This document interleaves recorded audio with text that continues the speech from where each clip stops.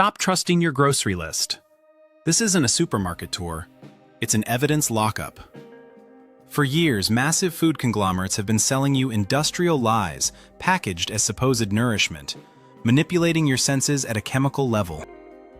We are talking about petroleum derivatives disguised as vanilla, flavorless fish sludge posing as crab, and complex chemicals replacing the very essence of nature. The $4 trillion food industry has perfected the art of deception, prioritizing shelf life and profit over authenticity and health. Prepare for a forensic exposure of the 33 most deceptive products currently stocking your pantry. Your dinner is a crime scene, and we're the only ones with the forensic report. You are about to see the world not as a consumer, but as a skeptical food analyst. Let's unseal the first 10 files. File 1. Wasabi, the root of deception. You are sitting in an upscale sushi restaurant, and that intense, sinus-clearing, brain-jolting sensation hits you, signaling the exquisite taste of authentic Japanese Wasabia japonica. This powerful, volatile experience is the hallmark of the true wasabi rhizome, a notoriously difficult and expensive plant to cultivate, often retailing for hundreds of dollars per kilogram, requiring delicate processing on a shark skin grater just moments before serving. Now, acknowledge the grim reality. In nearly every commercial establishment and jar on the shelf, you are consuming not wasabi, but common horseradish that has been meticulously dyed green. This counterfeit paste is an engineered compound of regular horseradish, starch, mustard powder for the required heat, and the vibrant food dye generally identified as E102, tartrazine, or E133, brilliant blue. The synthetic imitation is stable, cheap, and lasts indefinitely, fundamentally lacking the subtle, complex, and rapidly fading floral notes of the genuine article. Congratulations, you're paying a premium for exotic Japanese flavor while being served a chemically enhanced version of the root vegetable your grandmother uses for pot roast. The characteristic nose burn is real, but the plant is a complete fabrication. File 2. Crab sticks, the marine Frankenstein. Let's dismantle the illusions surrounding the pale pink cylinders known as crab sticks. While no rational person believes they contain Alaskan king crab, there is a persistent fantasy that they are at least a byproduct of premium seafood. The harsh commercial truth is that these sticks are the hot dogs of the aquatic world, constructed primarily from a product called surimi. This base material is a flavorless, highly processed fish paste made from various types of lower-quality, less desirable white fish, such as Alaskan pollock, hake, or cod, that the market could not sell whole. The fish is minced, repeatedly washed to strip away all color, fat, and flavor until a neutral white protein paste remains, and then combined with a substantial list of binders: potato or tapioca starch, soy protein, egg whites, and an industrial cocktail of flavor enhancers and stabilizers. The iconic red-orange stripe is merely a coat of artificial coloring, like paprika, or the natural red dye carmine, derived from cochineal insects. Structurally, a crab stick relates to actual crab meat in the same way that a plastic model relates to a living animal. The shape is superficially recognizable, but the substance is an engineered polymer of protein and starch. File 3. Truffle oil, petroleum perfume. The intoxicating aroma of truffle oil, often featured in gourmet dishes, instantly elevates a simple serving of fries or pasta, adding a luxurious zero to the price tag. Consumers are led to believe this oil is infused with shavings, or the essence of rare, expensive fungi, hunted by specialized pigs or dogs in the forests of Italy. However, the overpowering, aggressive scent that dominates most commercially available truffle oils is a cynical act of olfactory fraud. The primary aromatic compound is a synthesized molecule with the memorable name 2,4-dithiapentane. While this sulfur-containing organic compound is naturally present in white truffles, it is vastly more economical to manufacture it in a chemical laboratory, often using derivatives of the petrochemical industry. The resulting oil is not an infusion, it is an industrial carrier oil, such as olive or canola, that has been dosed with a concentrated chemical fragrance. The authentic aroma of a true truffle is delicate and dissipates rapidly, whereas the synthetic version aggressively assaults your senses. You are essentially paying top dollar to pour a high-end, petroleum-based air freshener over your food, purely for the marketing mystique. File 4. White chocolate, the sugar-fat brick. For those who declare, "I love white chocolate because it's not too chocolatey," a simple technical definition proves your preference is entirely accurate. You are not consuming chocolate at all. By industry standards and legal definitions in many regions, any product labeled as chocolate must contain cocoa solids, which are the dark, bitter, aromatic component of the processed cocoa bean. White chocolate contains zero, absolutely none, of these essential cocoa solids. The entire composition relies on cocoa butter, which is the pale yellow, fatty component extracted from the bean, and even this is frequently substituted or padded with cheaper, saturated vegetable fats, notably palm oil in low-cost versions. The remaining bulk is simply a highly refined mixture of sugar, powdered milk, and emulsifiers, forming an unholy alliance of fat and sweetness. To call this confection chocolate is a marketing misnomer, akin to calling a sugar cube a health supplement. White chocolate is a sweet, solidified block of dairy fat, engineered to deliver a maximal sugar rush without any of the actual depth or complexity that defines true cocoa products. File 5. Baby carrots, the reclaimed vegetable. These sweet, small, perfectly uniform cylindrical carrots, pre-peeled and conveniently bagged, appear to be the perfect natural snack, as if they were freshly harvested from a miniature garden. This imagery is a triumph of market manipulation over horticultural reality. Baby carrots are not a unique, petite variety grown to this size. They are, in fact, the reclaimed remnants of large, mature, and often misshapen carrots that were deemed too ugly or broken to be sold whole. These industrial rejects are sent through high-speed commercial slicers, where they are chopped into small segments and then sent through a tumbling machine that essentially acts as a giant vegetable lathe, rounding off the edges and polishing the exterior. To stabilize the color and eliminate potential surface bacteria from the process, these reconstituted pieces are typically treated with a dilute chlorine solution. This is not a baby vegetable. It is the waste product of adult produce, ingeniously repackaged and rebranded as a premium, ready-to-eat convenience item, often commanding a significantly higher price than their full-sized natural counterparts. File 6.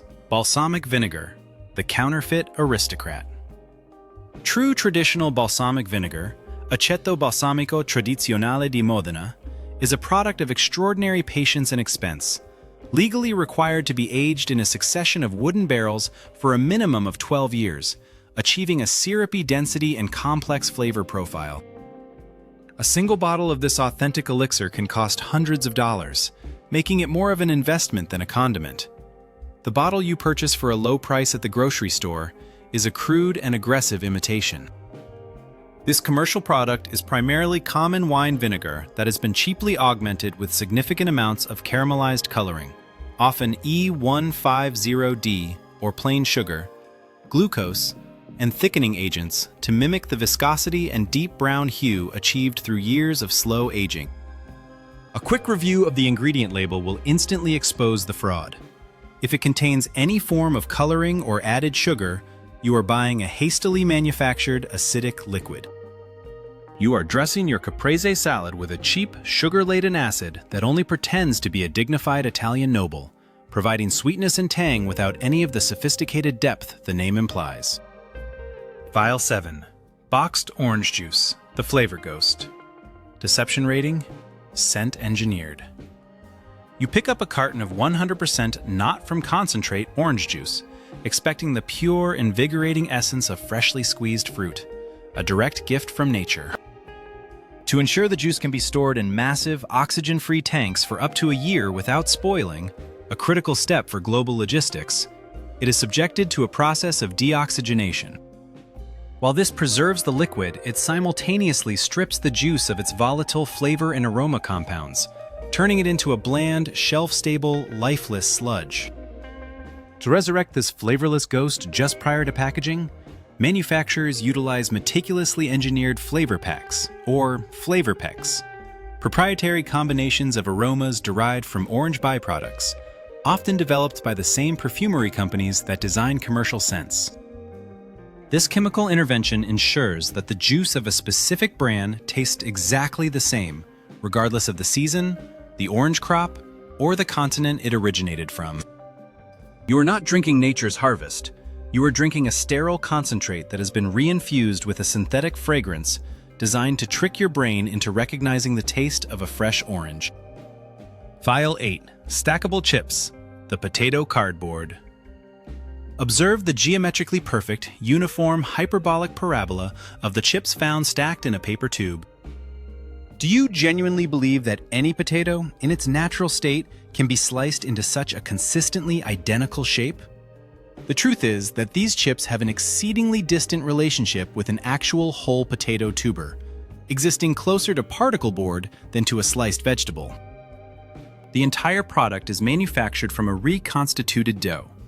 Dehydrated potato flakes, the cheapest form of potato available, mixed with rice starch, corn flour, and water to create a pliable base. This dough is then rolled out into a thin sheet, machine cut into the signature oval shape, pressed into the saddle curve mold, and flash fried. What you are crunching on is not a fried slice of potato. It is an engineered, adhesive-like matrix of potato dust and starches, sculpted under high pressure and then coated with a hyper-palatable combination of salt and powdered flavorings. It is the perfect industrial snack, a testament to how aggressively a natural ingredient can be processed and reformed. File 9. Grated Parmesan, the wood pulp additive. Convenience often comes at a high price, and nowhere is this clearer than in pre-grated Parmesan cheese. You purchase the shaker expecting to save time by sprinkling authentic Italian flavor onto your pasta, believing the fluffy texture is simply a sign of high quality.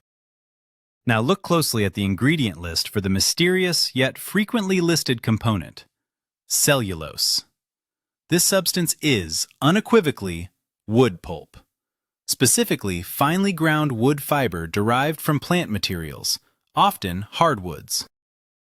Manufacturers introduce cellulose powder into the shredded cheese to serve as an inexpensive anti-caking agent, preventing the shredded product from clumping together into a sticky mass when exposed to moisture.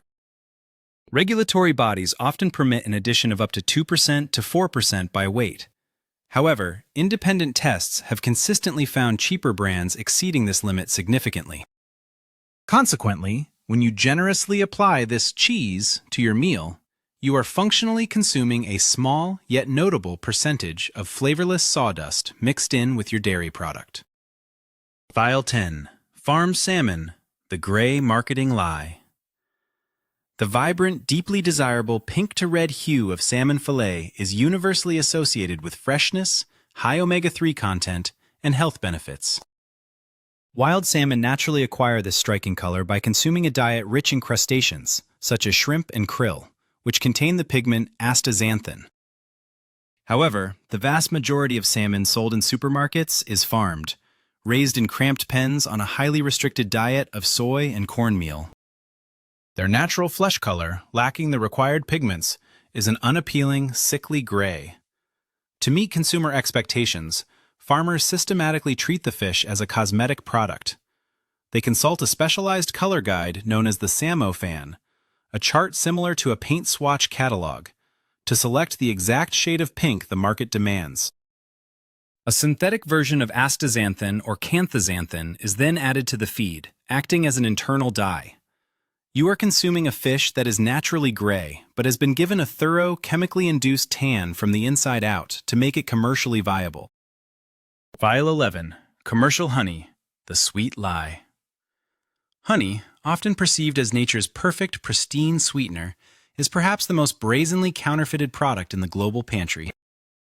If you are purchasing a beautifully clear, consistently liquid jar of honey from a major retailer, there is a substantial probability that bees had only a tangential relationship with the final product. The majority of industrial honey undergoes ultrafiltration, a severe heating and processing technique designed explicitly to remove all pollen content. This removal serves a crucial deceptive purpose. Without pollen, it is scientifically impossible to determine the geographical origin of the honey, allowing suppliers to mask the influx of cheap, low-quality batches, often sourced from unregulated foreign markets. Furthermore, this product is frequently cut or diluted with high-fructose corn syrup, rice syrup, or sugar beet syrup, boosting volume while maintaining sweetness at a fraction of the cost. The resulting golden liquid is a sticky, heavily processed substance devoid of the natural enzymes and benefits associated with authentic, raw honey. This stable, hyperliquid product might maintain its presentation indefinitely, but it is little more than colored sugar syrup masquerading as an artisan product. File 12. Canned black olives, the oxidized imposter. The common wisdom states that green olives are simply unripe, and black olives are the fully mature, sun-ripened fruit of the same tree. While this is botanically true, the vast logistical challenge of harvesting truly ripe black olives, which are extremely delicate, bruise easily, and spoil rapidly, makes them commercially impractical for mass production. Instead, producers engage in chemical acceleration. They harvest hard, unripe green olives and submerge them in an aggressive alkaline solution of lye, sodium hydroxide, to remove the bitterness quickly. To achieve that characteristic uniform jet black color, the olives are then forcefully oxidized. They are exposed to oxygen in the presence of ferrous gluconate, a form of iron salt. This iron compound reacts with the olive's natural compounds, locking in the dark, unnatural color. You are not eating sun-ripened fruit. You are consuming chemically softened green olives that have been rushed into maturity and dyed black with an industrial iron additive. This explains the slightly metallic, sometimes chemical aftertaste you might detect in the cheap canned variety. File 13. Tea bags, the sweepings of the factory floor. The tranquil image of a tea picker on a misty hillside is quickly shattered the moment you examine the contents of a standard commercial tea bag. You will find no delicate rolled tea leaves, no discernible whole plant matter. Instead, the bag is filled with the industrial remnants known in the trade as dust and fannings. These are the microscopic fragments, siftings, and literal debris, the residual waste products, that fall off the machinery during the processing and sorting of higher-grade loose-leaf tea. This tea powder is immediately packaged and it steeps rapidly, not because it is strong or fresh, but because its incredibly fine particle size maximizes the surface area exposed to the water, dumping color and bitterness almost instantaneously. While these tea remnants are technically derived from the tea plant, they contain minimal essential oils or complex aromatic compounds, resulting in a thin, astringent, and one-dimensional brew. You are essentially paying for filtered floor sweepings, packaged in bleached paper, sold under the guise of an authentic British breakfast experience. File 14. Vanilla flavoring, from beaver glands to petroleum. Vanilla is among the most labor-intensive and expensive spices on Earth, derived from the cured pods of tropical orchids that often require hand pollination. Consequently, almost every vanilla-flavored item, from inexpensive ice cream to cookies, relies on synthesized vanillin. The history of obtaining this flavor is bizarre. Historically, a source of this flavoring was castoreum, a glandular secretion from the anal glands of beavers, which was both costly and logistically challenging to harvest. Thankfully, you can breathe a sigh of relief, as modern industry has moved on to cheaper sources. Today, approximately 85% of global vanillin is derived from guaiacol, a petrochemical precursor, or from lignin, a polymer found in wood and a massive waste byproduct of the paper and pulp industry. Put simply, the comforting scent in your vanilla latte or cake is an organic compound either pulled from crude oil or chemically refined from wood chips. It smells exquisite, a testament to chemical genius, but the source is distinctly industrial rather than botanical. File 15. Bottled iced tea, the sugar shock. On a scorching day, the transparent bottle of cold green tea, adorned with images of mint leaves and serene Asian lettering, suggests refreshment, antioxidants, and cleansing zen. This packaging is a masterclass in health washing. Before you feel enlightened, examine the nutrition label. The sugar content in many leading bottled iced teas is often equivalent to, or even exceeds, that found in a standard carbonated soda. The minute quantity of actual tea extract present is routinely nullified by preservatives and high doses of citric acid, completely destroying any purported antioxidant benefit. To gain any measurable health benefit from the tea's natural properties, you would need to consume an absurd, dangerous volume of the beverage. What you are actually drinking is a concentrated, sugar-laden syrup, lightly colored and scented, that has skillfully adopted the persona of a healthy, centuries-old elixir of longevity. File 16. Muffin Blueberry Bits, the fatty plasticine. You bite into a blueberry muffin, pleased by the sight of those distinct, plump, perfectly dispersed blue spots within the matrix of the dough, believing a baker lovingly mixed in fresh forest fruit. The term to watch out for on the ingredients list is blueberry-flavored pieces, fruit imitation, or mixed berry nuggets. Real blueberries are expensive. They bleed unappetizingly into the batter during baking, and they lose structural integrity. To solve these problems, manufacturers use engineered alternatives. Small, resilient pellets made from a base of starches, high-fructose corn syrup, hydrogenated oils, and a blend of intense chemical colorants like blue number 2 and red number 40. These chemically inert spheres maintain their shape and vibrant color through high-temperature baking and boast an effectively infinite shelf life. You are enjoying an artificial berry facsimile whose chemical composition aligns closer to colored, solidified fat and starch than to any actual plant material. File 17. Sliced cheese product, the melting fake. Those perfectly square, individually wrapped slices that melt flawlessly onto your burger are a marvel of food engineering, but they are barely cheese. If the package reads cheese product, sandwich slice, or processed slice, it signals a significant dilution of authentic dairy content. Legally, these products often contain less than 51% actual cheese. The remainder is a structural blend of whey, added vegetable oils, emulsifiers to maintain stability, and vast quantities of sodium citrate, a salt that allows the dairy proteins to stay stable under heat without separating into grease and curd. If you attempt the lighter test on one of these slices, it will not weep or pool like real cheese. Instead, it will blacken, bubble, and potentially ignite like a piece of plastic, emitting the acrid scent of burning chemical compounds. Your body is attempting to digest a molecular composite that is structurally designed to withstand high heat and aggressive handling. File 18. Commercial maple syrup, the corn syrup fantasy. The idyllic image of pouring thick, dark maple syrup over pancakes evokes Canadian forests and natural sweetness derived from tapping trees. The arduous process of boiling down 40 gallons of maple sap to yield just 1 gallon of syrup is why the genuine article is prohibitively expensive. The cheap bottle on the supermarket shelf is rarely true maple syrup. It is overwhelmingly high fructose corn syrup, HFCS, or corn syrup, often thickened with stabilizers and then treated with a flavor enhancer. The characteristic maple flavor is primarily achieved using sotalon, an organic compound derived from fenugreek or even artificially synthesized. Sotalon creates the deep caramelized burnt sugar note that your brain interprets as maple. You are not buying the natural essence of a tree.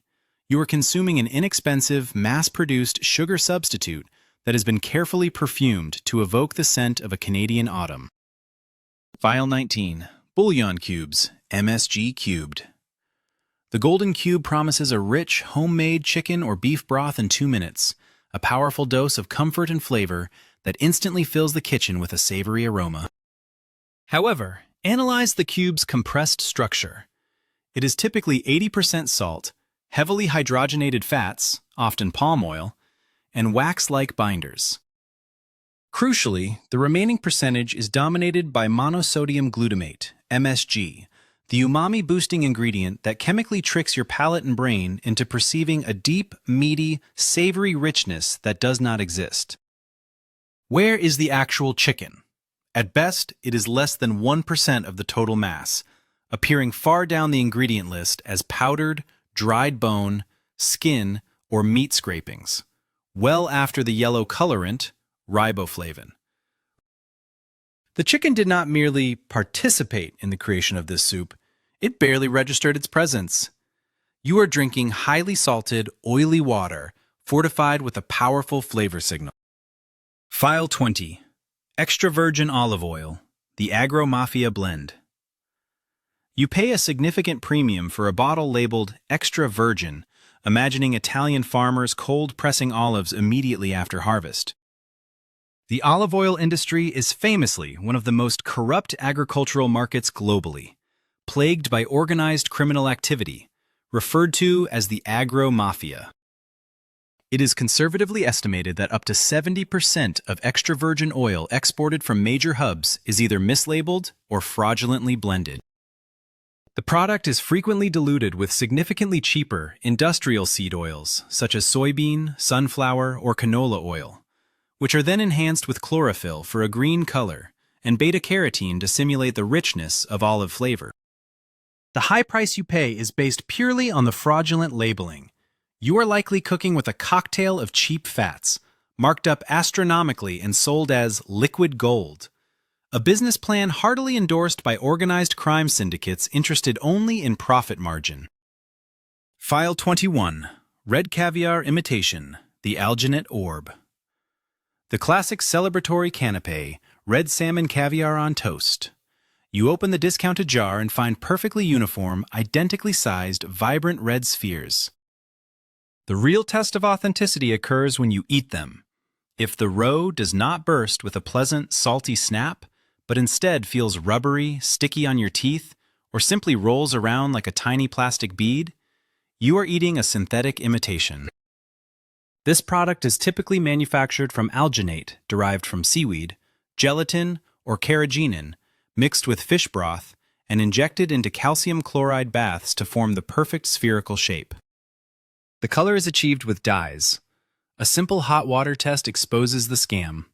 Genuine roe will turn opaque white, as the natural protein coagulates, whereas the imitation will either melt, coloring the water, or remain stubbornly intact, staring back at you like a non-biological eyeball. You are paying a high price for fish-flavored jelly. File 22. Dark bread, the fake tan.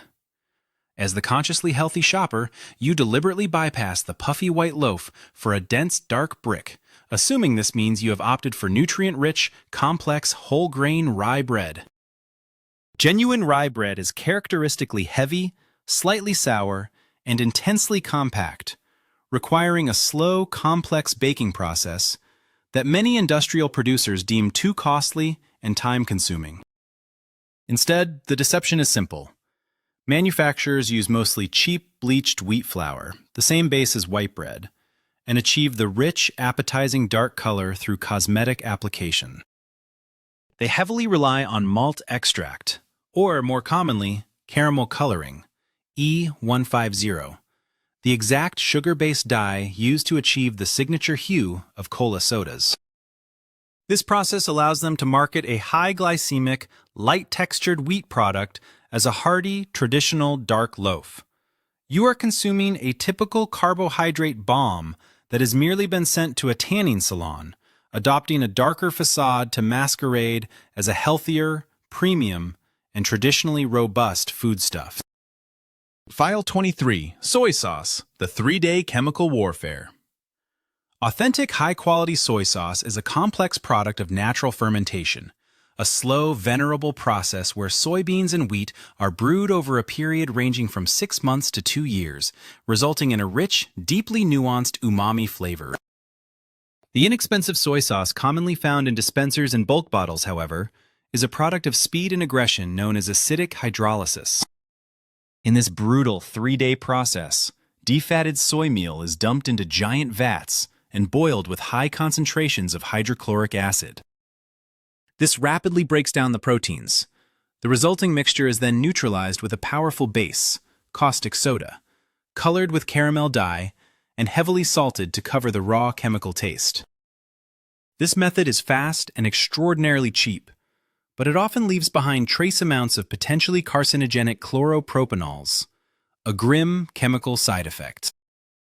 You are essentially pouring a heavily fortified, artificially colored saline solution onto your rice and calling it a traditional Asian condiment, bypassing nature entirely through industrial chemistry. File 24. Sour cream, the palm cream thickener. When you admire the density of commercial sour cream, noting how the spoon stands stiffly upright, you are conditioned to believe this stability is a sign of high fat content and natural dairy richness. In reality, that firm spoon-holding texture is often a chemical scaffold designed to maintain stability and prevent separation over extended shelf life. Manufacturers frequently thicken the product far beyond natural coagulation by adding starch, hydrocolloids, and stabilizers like carrageenan, a thickening agent derived from seaweed. More concerningly, cheaper sour cream products replace authentic animal cream and milk fat with inexpensive vegetable oils, most notably ultra-stable, non-perishable palm oil. If you test a spoonful with iodine, a deep blue reaction reveals the telltale presence of starch, exposing the cream as an expensive, starchy glue. The spoon stands not because the dairy is rich, but because it is anchored in a complex matrix of industrial thickeners and foreign fats. File 25. Instant coffee, the reject bean fuel. If your morning ritual begins with scooping granulated coffee into hot water, your day is commencing with highly functional deception. Instant coffee manufacturers utilize the cheapest, most heavily discounted, and often defective coffee beans, primarily the harsh, highly caffeinated Robusta variety that cannot be sold whole due to poor flavor or appearance. These low-grade beans are then cooked and boiled for hours into a black, bituminous sludge. The intense boiling and subsequent drying processes, either freeze-drying or spray-drying, completely obliterate any remaining natural aroma. To make the dried granules smell and taste like coffee, industrial processors must spray them with reinfused coffee oils and artificial flavorings derived in the lab. This is not a refined brew. It is functional acidic fuel, characterized by an aggressively high caffeine content, designed to deliver a chemical jolt, not a nuanced aromatic experience associated with high-quality, freshly ground beans. File 26. Cinema popcorn butter, the fake dairy fumes. The overwhelming, mouth-watering scent of butter that hits you the moment you enter a movie theater lobby is a deliberate and cynical act of sensory manipulation, a key element of retail strategy. The bright yellow fluid aggressively poured over your popcorn is not, and has never been, dairy butter, which would quickly burn and turn the popcorn soggy. The liquid is a blend of cheap, hydrogenated coconut or soy oil infused with the powerful synthetic flavoring diacetyl, the chemical that creates the distinct, buttery aroma. This industrial preparation also includes stabilizing agents and anti-foaming chemicals to ensure the oil remains liquid and consistent, alongside high doses of beta-carotene for that unnatural yellow coloring. That powerful, craving-inducing aroma is meticulously engineered in a lab to trigger immediate hunger and nostalgia, serving as an airborne marketing tool that is far more impactful than any cow-derived product could ever be. File 27. Steak medallions, the muscle patchwork. When you purchase a perfectly round, thick, and uniform medallion steak, especially at a low price, it might appear to be a high-quality cut of pristine whole muscle. However, you may be consuming a Frankensteak, a composite made possible by a biological powder known as trans-glutaminase, or simply meat glue. This enzyme, derived from fermented bacteria, is dusted onto inexpensive, oddly shaped scraps, trimmings, and leftover tendon pieces from the butchering floor. These pieces are tightly rolled into a uniform log and refrigerated overnight. By morning, the transglutaminase has catalyzed a powerful protein-protein bond, creating a seamless, invisible bond that holds the meat together as a solid, single unit that will not break apart even when sliced or cooked.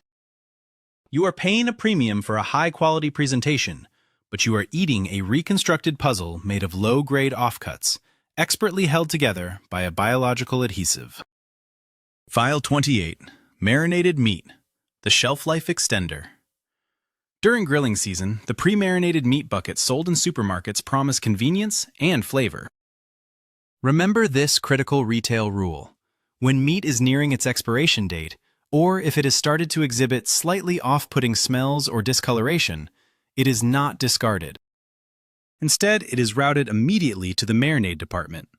A dense, aggressive bath of strong acids, vinegar or lemon juice, heavy spices, pepper, chili, and large quantities of strong-smelling aromatics, onions and garlic, serves as a potent chemical mask. This liquid environment, which is often heavily salted, effectively suppresses the microbial activity and neutralizes the unpleasant odors of aging or near-spoiled meat. The marinade is not designed merely to enhance the flavor. It functions as a highly effective chemical preservative and odor suppressant, giving the product a second, lucrative, but highly questionable chance at sale. You are eating meat that required an intensive chemical intervention to be deemed edible. File 29. Red dye, the crushed insect extract. That appealing bright crimson or vibrant pink color found in strawberry yogurts, red candies, ice cream, and certain processed meats is often proudly labeled as the natural colorant carmine. While technically natural, the source is far from what most consumers imagine. Carmine is extracted from the dried, pulverized bodies of the female cochineal insect, tiny parasitic scale insects that thrive on cactus plants, primarily in South America. To produce just 1 pound of this concentrated crimson pigment, approximately 70,000 beetles must be harvested, dried, and ground into powder. Consequently, when you enjoy that seemingly innocent, perfectly pink dessert or sip that bright red beverage, you are, by definition, consuming a highly potent extract derived directly from concentrated insect matter. This is not just a food additive, it is a direct microdose of entomology in your daily diet.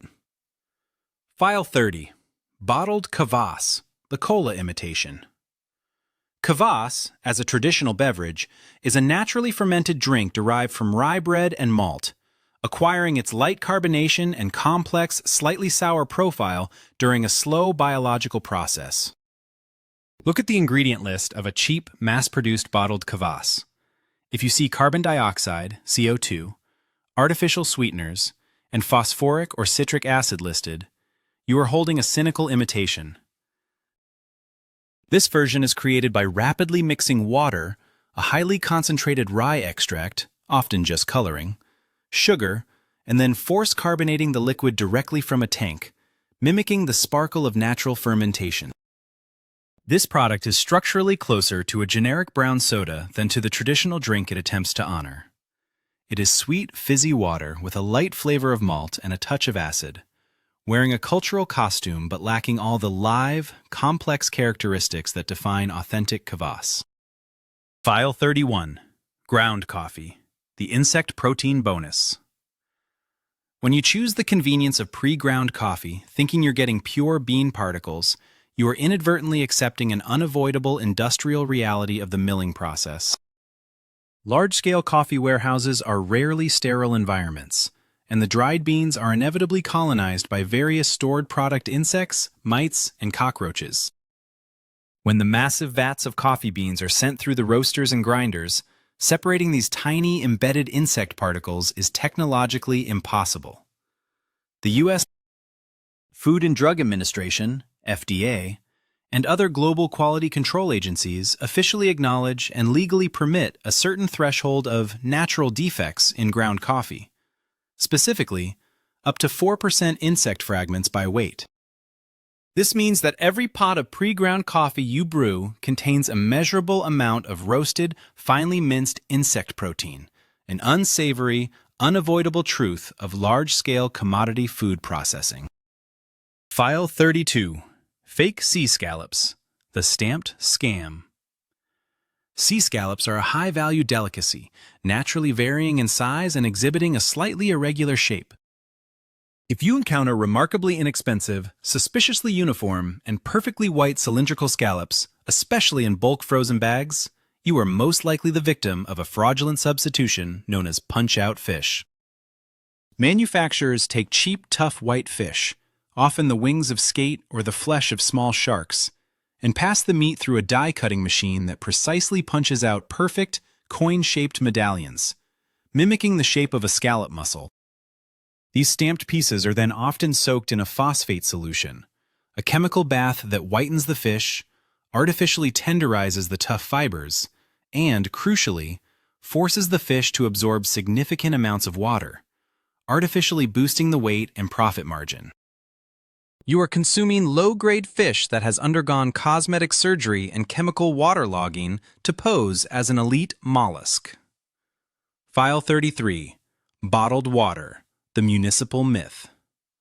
The final and most ingenious deception. You purchase bottled water, convinced you are investing in pristine glacial purity, perhaps drawn from an isolated alpine aquifer labeled Artesian Spring. Read the fine print on the label.